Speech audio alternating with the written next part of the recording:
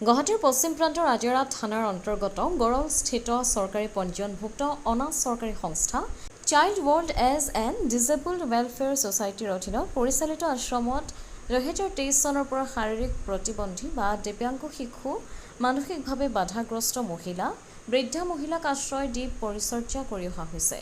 ছ'চাইটিৰ সভাপতি মিনু মজুমদাৰ আৰু সম্পাদক ধীৰাজ দাসে মানৱ সেৱাৰ অংশ হিচাপে প্ৰায় 3 বছৰ ধৰি আশ্ৰমখনত মানসিকভাৱে বাধাগ্ৰস্ত শাৰীৰিক প্ৰতিবন্ধী এজনী ছোৱালীকে ধৰি 10জনী বৃদ্ধা মহিলাক তাত খোৱা বোৱা থকা মেলাকে ধৰি সকলো সা সুবিধাৰে পৰিচৰ্যা কৰি আহিছে।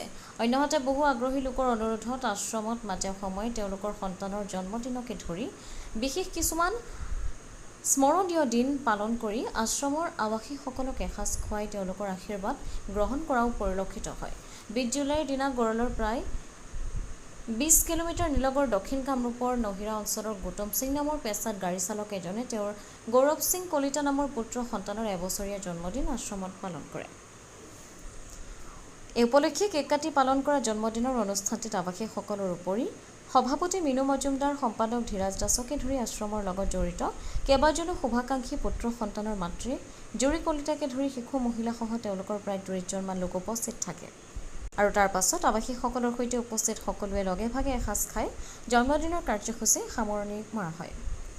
ব্যুৰ' ৰিপৰ্ট অমৃত নিউজ 24/7।